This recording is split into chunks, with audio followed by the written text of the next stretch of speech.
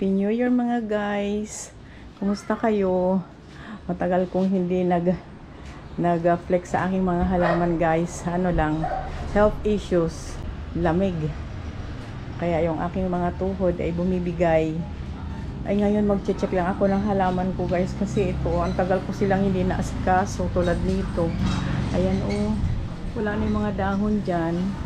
Pero so far okay pa naman ito. Ito pa isa. Ayan, ang bilis nitong lumago itong variegated na ito na string of hearts. So ang dami ko nitong mga string of hearts. Ayan. Ayan. Pero itong maliliit na yung kanyang dahon, so kailangan mailipat na itong mga to. Ito din oh. Ayan, wala nang dahon diyan. Yung dahon niya dito banda.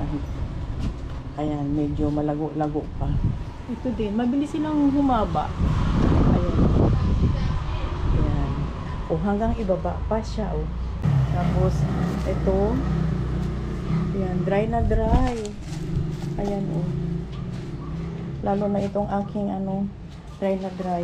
2 weeks ko itong hindi nililigan. Tinry ko siya na, hindi ko siya diligan ng every week dahil taglamig ngayon. Pero, sobra siyang dehydrated kasi kahit December, hindi ganong malamig ngayon. Hindi katulad noon. So, mahangin pa. So, ayan. Tuyong-tuyo siya.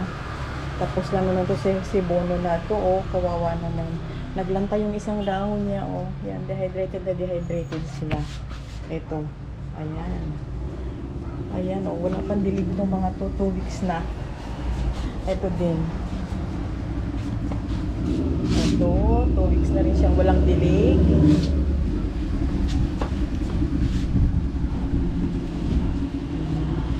Pero ito, okay pa naman siya kahit na 2 weeks siyang walang dilig.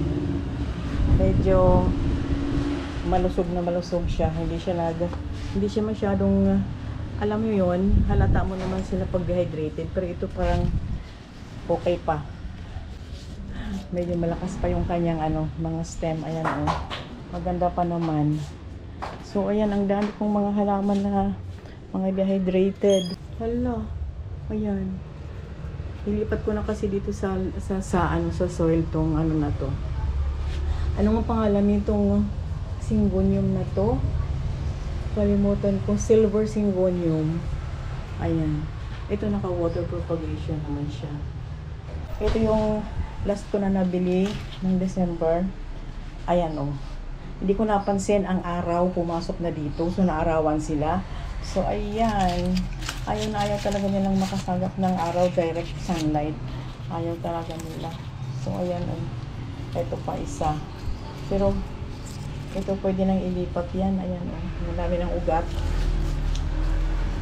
So ito. Ayan. Medyo malasog naman siya. Ayan. So, naka-direct sunlight sila dito. Anong oras ngayon? 1:00, mag-2:00. So, ito pa oh. Tamo naman pinagagawa ng mga ibon. Wala na oh. Inubos nila yung lupa dyan. Itam. Ayan. So, ang dami kong mga halaman na dehydrated dahil hindi ko sila naalagaan ng gusto. So, ngayon, magdidilig ako guys. So, ito may ako isang balde. Ito kasi yung balde na ginagamit ko lagi. Tapos, lalagyan ko siya ng itong anaa. Ayan. 4 drops lang.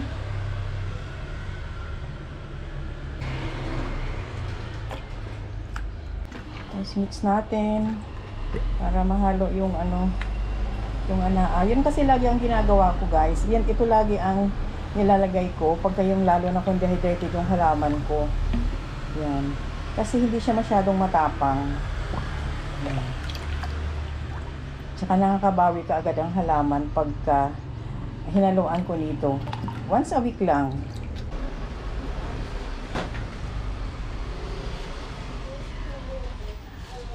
Dry na dry oh. Grabe. Kailangan talagang basain ng basain.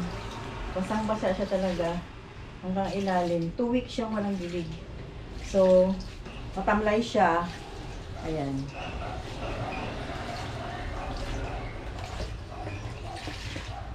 Hanggang sa dumalo yung water dito sa may ibaba.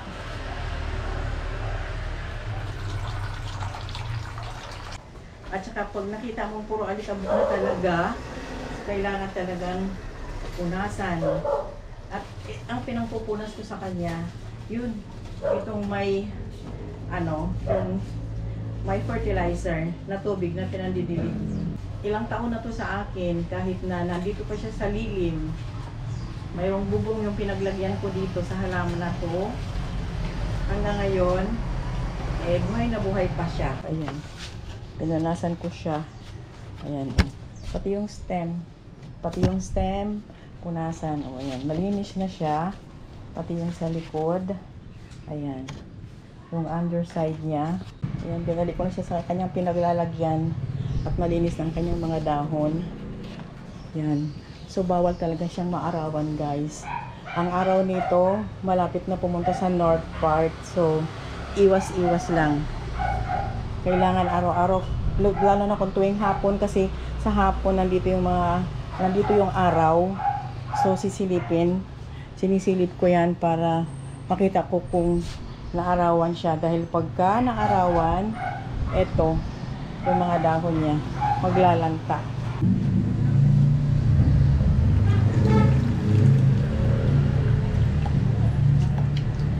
Ito si Black Majesty, oh. Naglanta siya kasi natuyuan. As in, dehydrated.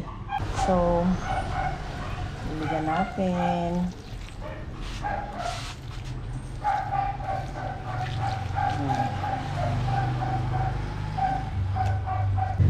Ito din si Anthurium, oh.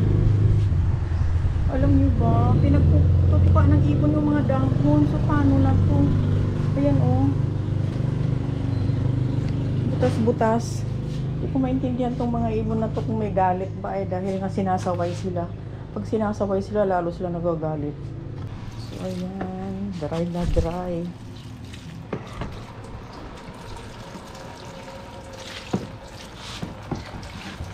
Masyadong irritated yung ano nito, guys. Kasi mga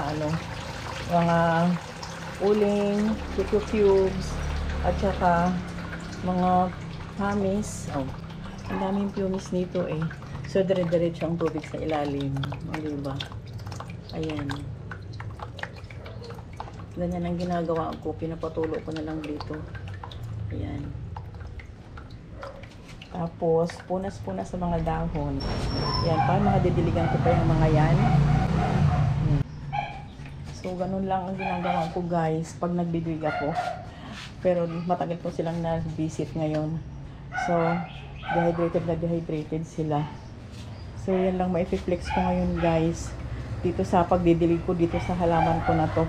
Actually, sa ibang part na diligan ko na kaninang umaga, kailangan mayroon silang slow release fertilizer akong nilalagay sa kanila para hindi sila mamatay dahil ayun, nasa ilalim sila ng bubong.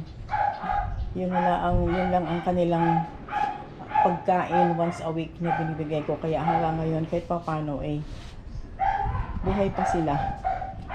O, diba? Ayan. So, yun lang ma-flex ko ngayon, guys. Yung pagdilig ko sa aking mga halaman na hindi ko inakyat ng 1 linggo. Kasi malamig at hindi ako makaakyat, bawal. So, sana naging maayos ang inyong pag-celebrate ng New Year. At sana maging maayos ang ating 2025. At salamat sa panonood, pakikinig at sa oras. At advance Happy Chinese New Year. Good luck sa ating lahat. See you!